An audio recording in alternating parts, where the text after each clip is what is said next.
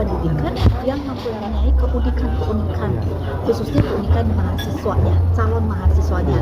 Jadi seperti mereka itu dari daerah-daerah 3T. Ketika mereka bersaing dengan mereka yang ada di depan, pasti mereka itu kalah. Dan kemudian yang kedua, orang-orang yang mempunyai kebutuhan, misalnya punya daya IQ yang tinggi. Nah, sehingga di sini perlu ada wadah. Padahal sekarang itu perguruan tinggi didirikan untuk menampung seluruh warga atau calon mahasiswa yang mempunyai kemampuan yang rata-rata.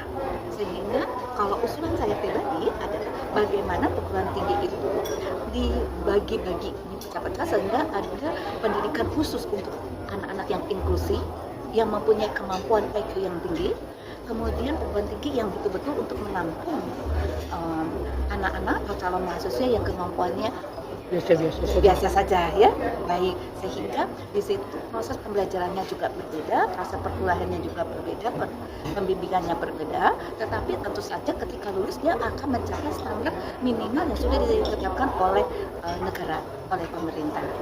Begitu. Termasuk kalau mereka mau kerja, lulusan program udah ada standar ya. Betul. Jadi kita tahu bahwa kita punya standar nasional pendidikan.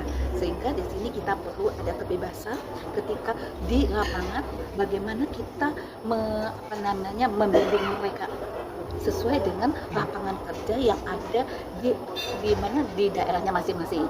Contoh di perguruan tinggi yang saya pimpin ini terdiri dari mahasiswa dari berbagai daerah. Dari berbagai daerah, ada yang dari Papua, itu sampai 16 kabupaten.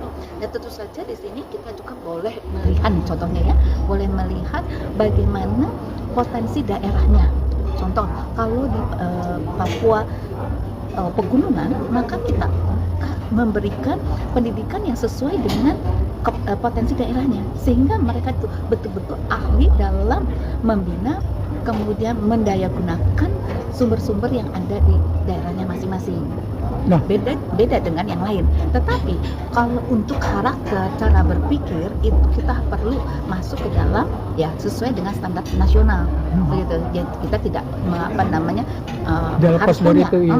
Tetap harus ada standarnya gitu ya. Nah, kalau Bunda untuk sekolah Bunda ini jurusan fakultas apa nih? Oh baik. Jadi, bisa dijelaskan? Oh baik.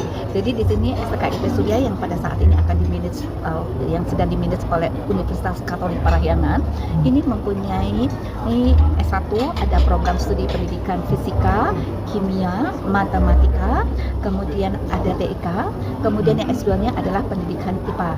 Nah pada saat ini selama perjalanan kami sudah meluluskan lebih dari 800 anak-anak dari daerah 3T. Mereka ini menjadi guru atau mereka dididik untuk menjadi seorang guru, di mana mereka ini akan kami didik menjadi seorang guru yang berkompetensi, kemudian dia kembali ke daerahnya masing-masing dan ikut proses seperti orang biasanya, yaitu misalnya menjadi CNPS gitu ya. Baik, kemudian mereka itu bisa bersaing dan pada saat ini mereka sudah menjadi guru di daerah-daerah terpencil. Nah inilah salah satu saya pikir itu misi yang sangat baik, karena ketika kami mencari guru atau calon mahasiswa bukan anak-anak yang punya kemampuan intelektual yang tinggi, tidak. Jadi mereka kami mengajar dari dasar, dari penjumlahan 1 tambah 1, 2 tambah 2 dan sebagainya. Tapi lama-lama jadi tinggi juga. Betul. Ya, jadi ibarat begini, kami mundur selangkah, untuk maju dengan cepat, begitu. Nah, ketika mundur selangkah ini, kalau kita mengikuti harus berprestasi, ketika anak-anak harus memiliki penelitian berreputasi internasional, jurnalisme, justru ini adalah standar yang mungkin belum tepat kalau kita kita terapkan dari anak-anak di daerah 3T yang dimana kita harus memfasilitasi. Nah, kalau untuk masuk di perguruan Bunda ini punya standar nggak nilai lulusannya apa ya?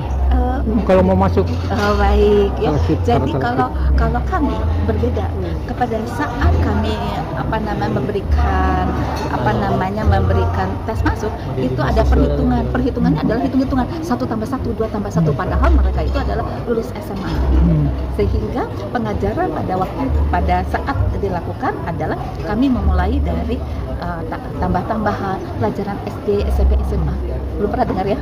Dan ini adalah ya satu hal yang perlu kita pikirkan, karena kalau kita lihat semua perguruan tinggi, baik perguruan tinggi negeri maupun swasta, berlomba-lomba untuk mencari anak yang berprestasi, dikasih beasiswa.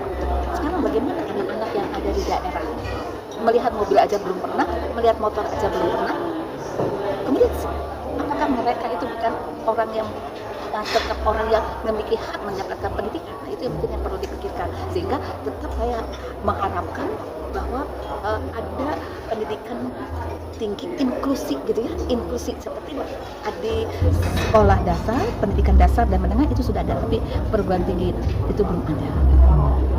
Nama lengkapnya siapa, Bun? Saya Dr. Nancy Susiana MPD, begitu ya. Kemudian pada saat ini menjadi ketua STKIP Surya yang dimanage Panjangan oleh STK Sekolah Tinggi Keguruan dan Ilmu Pendidikan Surya yang pada saat ini dimanage oleh Universitas